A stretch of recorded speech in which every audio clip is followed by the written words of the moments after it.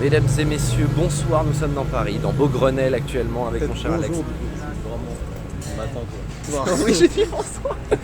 Nous sommes dans Paris actuellement et aujourd'hui, quelle est la particularité mon cher Alex? Qu'est-ce que nous allons voir? En fait, on va voir un film qui est vraiment très attendu en fait.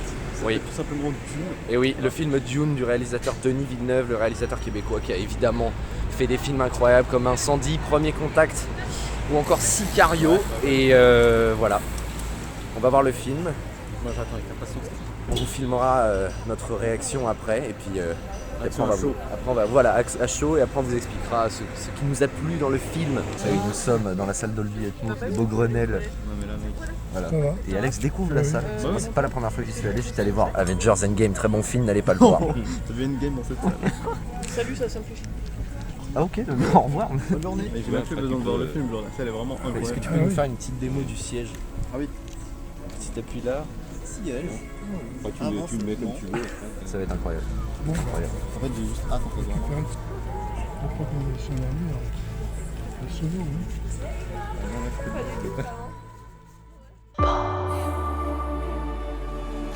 I know you.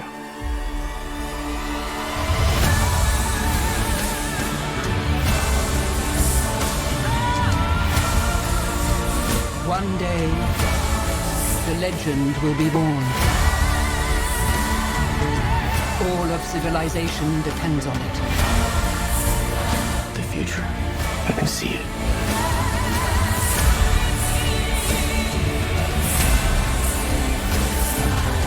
I must not fear.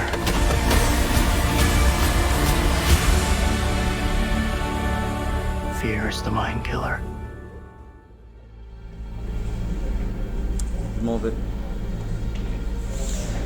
Les amis, c'est impossible de donner notre réaction à chaud, vous comprenez? Ah là, non mec là. pour C'est le- littéralement pour impossible. Le moment. Je suis même pas dans le champ, tu vois, je marche pas droit en fait. C'est ça, c'est impossible. Voilà. Et tout ce qu'on peut vous dire, c'est que c'est une putain de claque. Tous les acteurs sont. Tous les acteurs actrices sont excellents. Excellent. Le visuel est incroyable. La BO, Hans Zimmer évidemment. Classe. Et voilà, c'est tout ce qu'on peut vous dire. C'est impossible de dire plus. Alors en fait, ce qui vient de se passer, c'est qu'on vient de louper 2 stations en fait, tout simplement. Alors, on va se tromper. En fait, les amis, on va vous expliquer. La claque cinématographique était tellement incroyable que là, dans le métro, on a raté 2 stations. C'est bon? En fait, j'étais semi-endormi, mais On a raté 2 stations. 2, ça fait beaucoup.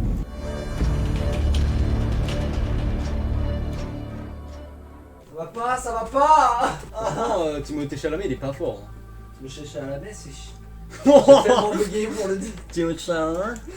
Mesdames et messieurs, bonsoir ou bonjour, ça dépend à quelle heure vous regardez cette vidéo. Bon matin, bonne Journée. Ah oui.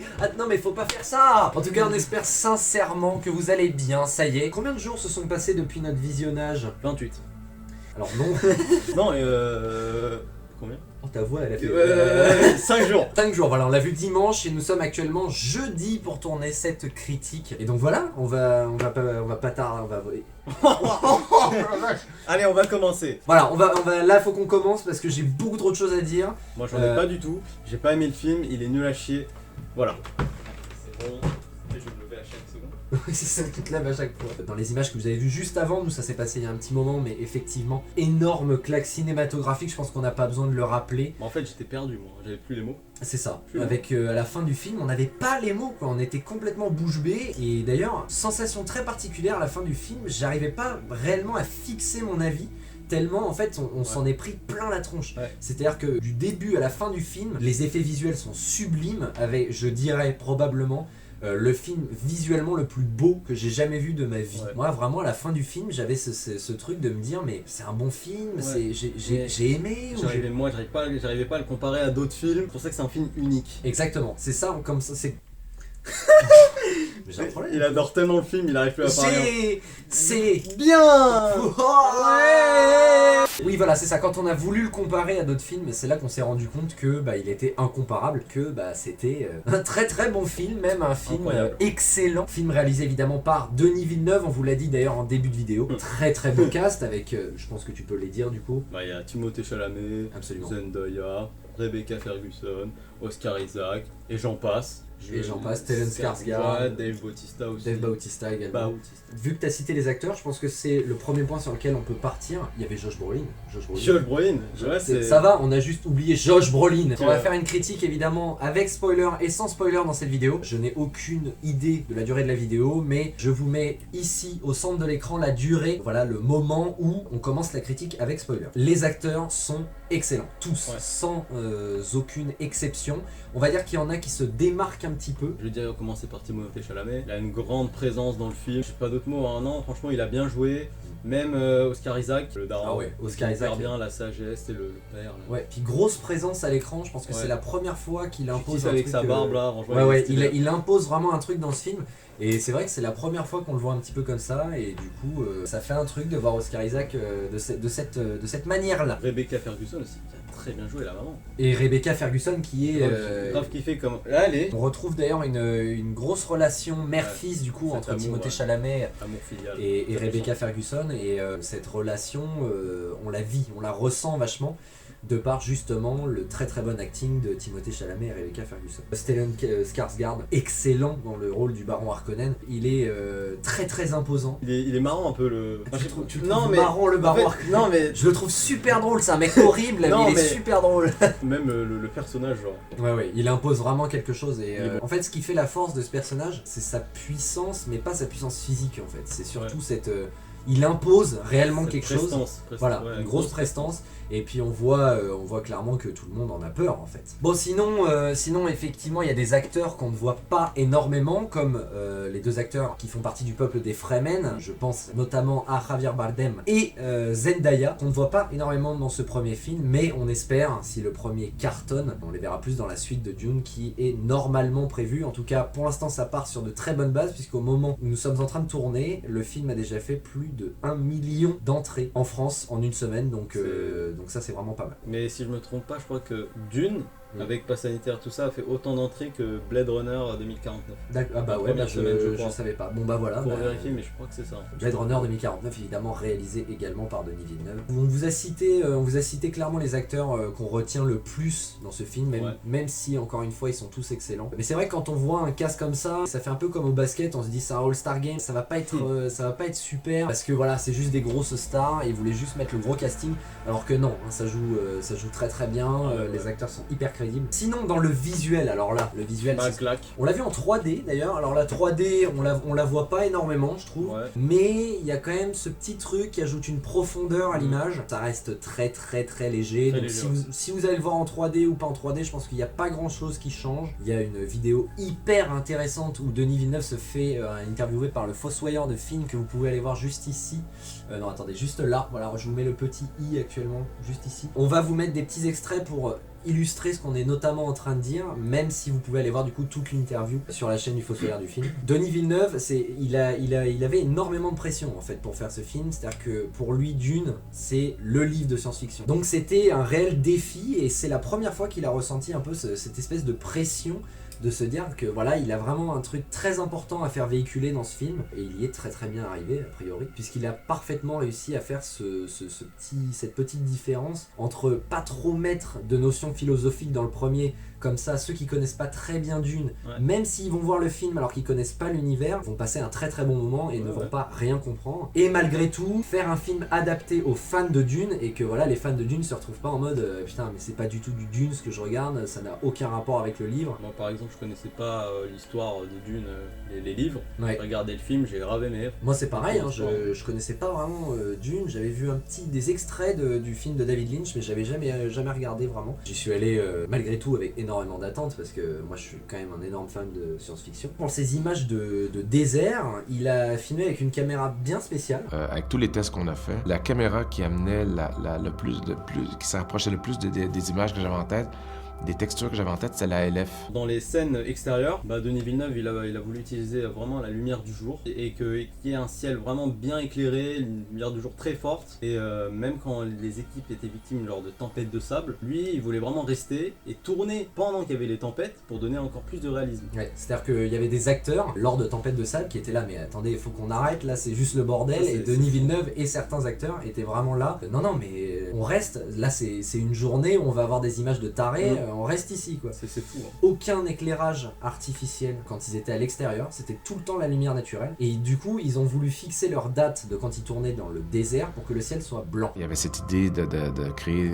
justement, je suis content que vous l'ayez noté, des ciels qui soient purs, blancs, qui on sentirait une âpreté, quelque chose de très dur dans la lumière. Ils voulaient pas un désert carte postale, par exemple le désert de Laurence d'Arabie. Alors évidemment, les images du désert de Laurence d'Arabie sont magnifiques, mais c'est vrai que ce ciel très très bleu, c'est pas du tout ce qu'ils recherchaient. Ils voulaient essayer vraiment de trouver cette lumière neutre et pâle. Après avoir parlé des effets visuels, le premier truc qui vous vient en tête, c'est bien évidemment la bande originale, la BO. Qu'est-ce que tu as à dire du coup sur la BO de Monsieur Zimmer? Voilà. Il a fait Interstellar, absolument. Inception, après il a fait plein d'autres films pour jeunes aussi, je me souviens plus, je crois il a fait Roi Lion. Oui, il a fait plein de films, plein de mais dessins vraiment, animés. il fait plein de bonnes musiques. Il a fait énormément de bandes originales pour Nolan, notamment. Effectivement, Ouais, donc Interstellar, Inception, Si la trilogie Batman aussi, c'est lui Il a- qui a fait la c'est bande originale. Donc oui, du coup, la bande originale qui est bien différente de ce que fait Hans Zimmer d'habitude, parce que c'est vrai qu'Hans Zimmer a souvent ce truc de ce petit truc électronique, enfin je sais pas comment bien vous décrire ça. Il y a des certaines notes qu'on retrouve souvent dans les musiques d'Hans Zimmer et c'est pas le cas dans celle-ci. Il y a certaines tonalités quand même qu'on reconnaît, c'est-à-dire qu'on se dit ah ça il y a moyen que ce soit du Hans Zimmer. De toute façon chaque compositeur a sa patte comme ça et du coup là il a complètement changé. D'ailleurs tu peux peut-être expliquer ce petit truc qui fait la particularité de cette bande sonore. Il a fait apparaître des petits genres musicaux comme par exemple des musiques orientales ou des musiques qui tapent bien, qui font bien rappeler l'univers de ce film avec des coups de tambour vraiment puissants, un univers un peu tribal et tout ça. Exactement pareil que pour Denis Villeneuve, Hans Zimmer, son rêve c'était de composer la bande originale du film et il a eu aussi ce coup de pression de se dire mais qu'est-ce que je pourrais faire, qu'est-ce que ça m'évoque en fait le film, qu'est-ce que ça m'évoque, et c'est justement pour ça qu'il a fait une bande originale que vous reconnaîtrez à jamais. C'est là qu'on voit que ces gars ils sont vraiment géniaux. Toute la pression qu'ils ont eue, ils ont quand même réussi à pondre un truc de malade. On reconnaît encore une fois le style de Villeneuve qui est très très épuré. Qui fait penser un peu à des films comme Rencontre du troisième type ou Star Wars. Ouais, surtout au niveau de l'éclairage, c'est Ouais. vrai, avec ces lumières, ces jeux de lumière qui font effectivement rappeler à certains films de science-fiction qui sont déjà sortis. Il y a énormément de choses visuelles qu'on n'a jamais vues en fait. Et du coup, c'est pour ça qu'on se prend autant une claque visuelle, parce qu'il y a vraiment énormément de points où on se dit mais attends, mais j'ai jamais vu ça à l'écran. C'est ça qui fait la particularité du film d'ailleurs. Aussi, ce qu'on peut rajouter, c'est les grands vers de sable qui ont été aussi qui ont été annoncés dans la bande-annonce, je crois. Absolument. Qu'on a pu voir dans la bande-annonce, où tu vois dans le film, on peut voir qu'ils sont un peu mis de côté, mais dès qu'ils reviennent au devant de la scène, ils te mettent un coup de pression avec la musique qui vient par-dessus, qui crée cet univers encore unique de Dune. Ça donne cette touche un peu unique du film.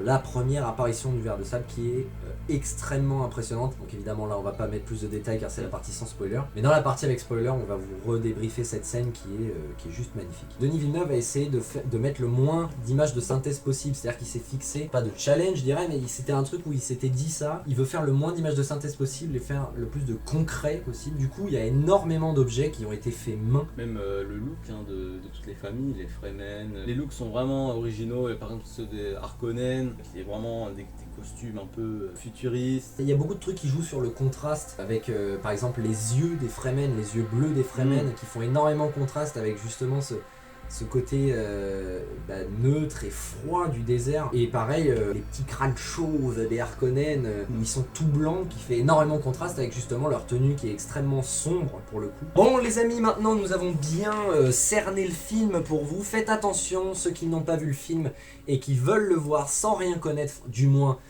pas plus que ce qu'on a énuméré jusqu'ici. Eh bien, merci d'avoir suivi la vidéo. Quant aux autres, eh bien, nous allons passer à cette partie spoiler où on a énormément de choses à vous dire, avec notamment beaucoup d'étonnement pour certaines choses. Commencer par la mort de beaucoup de personnages pour un premier film. C'est très vrai. Il y a beaucoup de persos assez principaux qui sont morts tout de suite. Je pense direct au père de Paul, le personnage de Jason Momoa, et aussi un personnage un peu secondaire, le docteur, j'ai oublié son nom. J'ai bien aimé, j'ai aimé un peu ce personnage quand même. Un peu mystérieux. Il est traître, mais en vrai, il a quand même envie d'aider la famille. Oui, parce que c'est là d'où vient l'attaque des Harkonnen, d'ailleurs, sur la planète de sable. Le docteur les a trahis. Tout ça pour au final se faire décapiter par le baron Harkonnen. Exactement. Là, vraiment, on est passé dans la partie spoiler, on est passé de ne rien dire à tout dire. Brolin, il a été oublié, je sais pas si. Oui, Josh Brolin qui disparaît complètement. Et d'ailleurs, quand j'en ai parlé avec certaines personnes qui avaient vu le film et qui étaient fans de l'univers de Dune, ils le savaient. Donc ça veut dire que c'est quelque chose qui se passe dans le bouquin, c'est-à-dire qu'on ne sait pas où il passe, et après il va potentiellement revenir. Donc moi j'avoue que je n'en sais rien, donc on verra évidemment pour la suite. Allez le voir au cinéma, je veux une suite de Dune. La première apparition du ver de sable qui est absolument extraordinaire, car eh bien il arrive sous cette forme d'énorme, enfin ça fait un peu une tempête de sable qui arrive, cette espèce de chose au fond qu'on voit pas très bien arriver. Tu vois dans le sable et après... Voilà, et d'ailleurs le premier ver de sable qu'on voit c'est le plus gros du film. Il est absolument gigantesque, puisqu'il avale un énorme cargo, enfin je sais pas si j'en pourrais appeler ça un cargo, enfin bref c'est une machine qui vient chercher l'épice du coup, évidemment sur Arrakis. On pourrait notamment le comparer au Sarlacc du 6e épisode de Star Wars. Moi je parle de la première version, pas quand il avait été refait avec le digital qu'avait voulu George Lucas alors que c'était complètement débile. On sent la haine. Ouais, bah ça me fait chier, ouais. Ouais, je vois, ils peuvent faire jusqu'à 400 mètres de long, c'est énorme. Ouais, 400 mètres de long, c'est vrai que c'est colossal. C'est vraiment un être vivant très imposant qui est fait à partir de sable majoritairement. Franchement, je ne comprends pas pourquoi il est vraiment si long. D'ailleurs, pour revenir sur le personnage de Paul Atreides, joué par Timothée Chalamet, il a une réelle présence à l'écran. C'est-à-dire que je connaissais pas réellement Timothée Chalamet. Pourtant, c'est vrai qu'il paye pas de mine de la première vue. Enfin, il est un petit peu svelte, pour faire une petite référence à mon cher Graf. Ça s'explique potentiellement par le fait qu'il peut voir dans le futur suite au personnage, suite à l'héritage de sa mère qui est jouée du coup par Rebecca Ferguson. Comme il voit le futur et qu'il sait parfaitement ce qui va se passer, il sait parfaitement quoi faire. Et donc du coup, il est extrêmement sûr de lui quand il doit agir. On a très bien compris qu'il allait diriger absolument tout le monde, puisqu'il se relie notamment aux Fremen. On se doute que tout le monde va s'allier face à l'empereur, notamment qui a fait un deal avec les Harkonnen, ce petit bâtard, puisque il aide les Harkonnen à récupérer Arrakis. Je sais plus qui est-ce qui dit ça, mais il me semble que c'est Rebecca Ferguson qui dit ça. Elle explique très clairement que pour battre l'empereur, il faudrait que tous les peuples devraient s'allier pour vaincre potentiellement l'empereur. Donc on se doute que c'est un personnage extrêmement puissant. On ne fait que supposer, puisqu'on ne connaît pas l'œuvre. Le moment où Paul doit mettre sa main dans la boîte là. Ah ouais, c'est grave stylé. Elle est bien cette Même scène. quand au début elle l'appelle par la voix comme ça, il se met à genoux tout de suite. Voilà. Oui, parce qu'effectivement, il y a un pouvoir qui s'appelle la voix qui fait que vous pouvez contrôler du coup autrui. Et c'est un pouvoir qu'ont normalement les femmes, avec notamment cette secte un peu avec Rebecca Ferguson et tout ça. Et il se trouve que du coup Paul Atreides a ce pouvoir. Du coup, celle qui dirige un petit peu, ça lui déplaît. Ça lui déplaît, et puis après on la voit du coup avec les Harkonnen, du coup on se dit que c'est une petite... Quand elle parle avec le vaisseau là. Justement cette scène, quand on faisait l'allusion dans les non-spoilers, c'est justement cette scène qui m'a fait énormément penser à Rencontre du troisième type, quand il part avec ce jeu de lumière dans la fumée. Voilà, énormément Rencontre du troisième type par exemple. Ce qui est un peu le tournant du film, complètement en fait. Le tournant du film, c'est l'attaque des Harkonnen dans la base des Atreides. Le film posait les bases, on nous montrait les familles, l'histoire, tout ça. Et là, on rentre dans le vif du sujet. Les Harkonnen qui attaquent les Atreides, qui explosent toutes leurs bases. Le bouclier est pas mal, la petite invention là de bouclier. Oui, c'est vrai qu'il est très bien fait. Bon, ça existait déjà dans le film de Lynch. On vous met d'ailleurs le comparatif. Donc ici, le bouclier dans Dune et ici le bouclier dans le film de Lynch.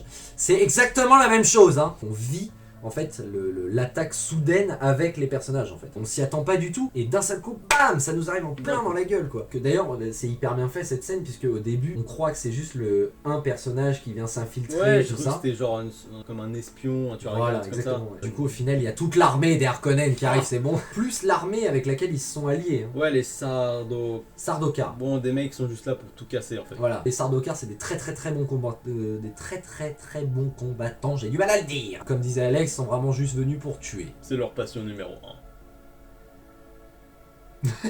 La mort d'Oscar Isaac est quand même incroyable. Après que le baron ait tué le docteur, il arrive vers Oscar en lui disant bah c'est bon, tout est fini, ta famille, ton Tout est fini, héritage, ouais. tout ça c'est terminé. C'est là il arrive, il craque la dent que lui avait donné le docteur là, en gros en honneur, tu vois, il lui avait dit si t'expires au bon moment, tu peux mourir avec le baron, sinon tu meurs comme une merde, tout simplement.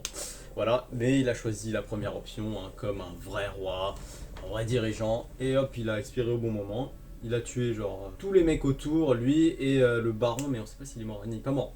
Non, il est pas mort. Le baron, il est pas mort en plus. Le baron n'est pas mort. C'est un chien ce mec. Oui, puisqu'il va dans un espèce de bain, dans une espèce de bain d'ailleurs. De bain de pétrole, Ouais, de bain d'huile d'olive. C'est là où on voit qu'il est quand même très puissant. Le baron. Ouais. Un peu plus crédible que dans le film de David Lynch. Bah tiens, regardez encore une comparaison. Donc le baron Harkonnen dans le film de David Lynch et le baron Harkonnen dans le film de Dune de Denis Villeneuve. Effectivement, grande différence encore une fois. Revenons à la critique. Allez, on rigole bien.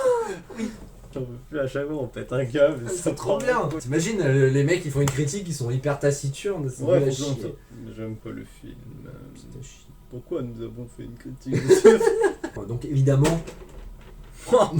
Douleur. Donc oui, du coup, hein, s'il faut faire évidemment un bilan du film, j'ai totalement adoré. J'ai juste qu'une seule envie, c'est qu'il y ait une suite, tout simplement. De même. En plus, déjà, le film il est déjà basé sur potentielle suite, avec toutes les visions et tout ça. Bah c'est ça. C'est-à-dire que s'il n'y avait pas de suite, ce serait complètement incomplet, ce serait une œuvre inachevée. Ce serait inachevé, ouais. Dès qu'il commence, tu vois déjà d'une première partie. Donc Oui. Tu t'attends à une suite. C'est ça. Il a mis le moins de notions philosophiques dans le premier film pour que ça soit le plus... on accepte le plus facilement le film, mais apparemment dans le 2, ça risque d'être un peu plus... Spécial. Voilà, ce sera différent du premier, mais je suis sûr que ça va être excellent puisque c'est Denis Villeneuve, tout simplement. Enfin bref les gars, merci beaucoup à vous d'avoir suivi cette vidéo. J'espère que vous êtes restés jusqu'à la fin. Si vous êtes restés jusqu'à la fin, merci à vous, car c'est une vidéo un petit peu plus longue que d'habitude, il est vrai. Mais voilà, c'est ce qui ouvre un nouveau format. Je suis très content d'ouvrir ce nouveau format de critique de films avec majoritairement Alex, et il se peut qu'il y aura des films aussi où Team Taiko viendra du coup faire la critique avec nous. N'hésitez pas à liker la vidéo si elle vous a plu, à vous abonner évidemment, et dans tous les cas on se retrouvera d'ailleurs pour une nouvelle vidéo qui n'aura peut-être aucun rapport avec celle-ci, mais on se retrouve très vite pour une nouvelle vidéo sur Metsu Taiko. J'espère que ça vous aura plu et ciao ciao. Allez voir Dune, on veut une suite, S'il vous plaît. ciao les gars.